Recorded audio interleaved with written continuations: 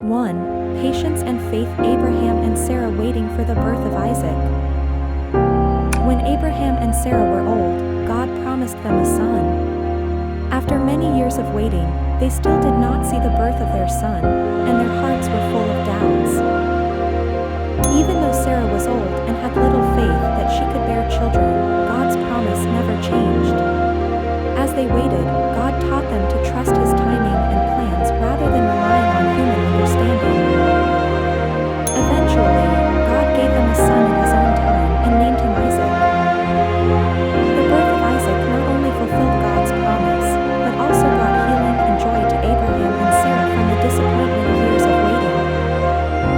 By giving Isaac, God taught Abraham and Sarah to trust in His timing and healed their broken hearts from their long wait. Genesis, is anything too hard for the Lord? At the appointed time, at this time next year, I will return to you, and Sarah will give birth to a son. 2. Comfort Hagar and Ishmael in the wilderness. Hagar was Abraham's concubine. After being sent away by Abraham, she and her son Ishmael struggled to survive alone in the wilderness, and the mother and son fell into extreme despair. When their water ran out, Hagar cried out in fear that his son would die of thirst. God heard their cries and sent an angel to comfort Hagar and tell her not to be afraid, that God would take care of her. An angel led Hagar to discover a well, which enabled her and Ishmael to survive. God heals Hagar and Ishmael's broken hearts with His love and grace by sending angels and providing life-giving water. Genesis, God heard the boy's voice, and the angel of God called to Hagar from heaven and said, Hagar, do not be afraid, for God has heard the boy's voice. 3. Restoration. Naomi and Ruth.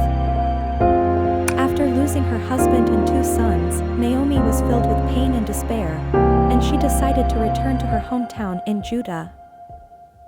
Naomi advised her daughter-in-law Ruth not to follow her back to her hometown because she felt that Ruth would have no chance of remarrying there, but Ruth stayed with her firmly. Ruth gleaned grain in Boaz's fields to support herself and her mother-in-law. When Boaz first saw Ruth in the fields, he was struck by her loyalty and hard work. They finally got married under God's guidance, and Ruth gave birth to a son, which was not only a blessing to Ruth, but also a comfort and restoration to Naomi. Through Ruth's faithfulness and remarriage, God brought new life and hope to Naomi and healed her broken heart. The Book of Ruth. But Ruth said, do not urge me to turn back from following you. For where you go, I will go, and where you lodge, I will lodge.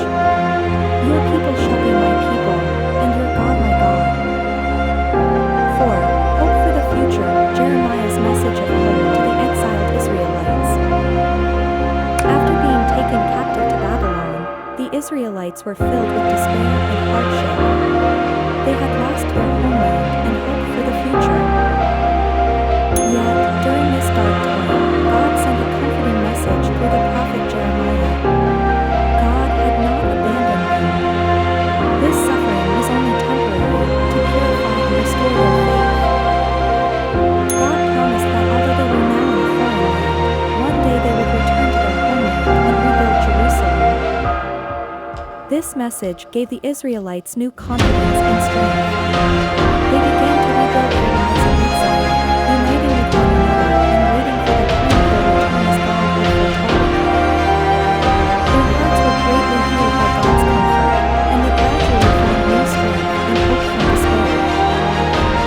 Jeremiah, for I know the plans I have for you, declares the Lord, plans to prosper you and not to harm you, plans to give you a future and a hope. 5. A new identity. The prodigal son. The prodigal son wanted to live the life he wanted, so he asked to inherit the property that he should have received after his father's death, and was eager to leave home to pursue his own dreams and pleasures. He squandered the inheritance his father gave him and fell into poverty and despair in another place. He realized his mistake and decided to return to his father and work as a farmhand to make a living. When the prodigal son returned home, his father did not rebuke him but ran to greet him with joy. The father ordered his people to dress him in his best clothes, put a ring on his head, and prepare a grand banquet to celebrate his return. The prodigal son was restored from loss and regret and regained his identity and status as a son. Through the father's acceptance and forgiveness, God demonstrates how he heals the broken hearts of those who repent and gives them a new identity. Luke, bring hither the fatted calf, and kill it, and let us eat and be merry, for this my son was dead, and is alive again, he was lost, and is found. And they began to be merry. Inspired by these biblical stories, we understand that spiritual pain is not our enemy, but an opportunity to achieve inner peace and wisdom. By following God's guidance, with love and faith, we can transform it into a force for healing and growth.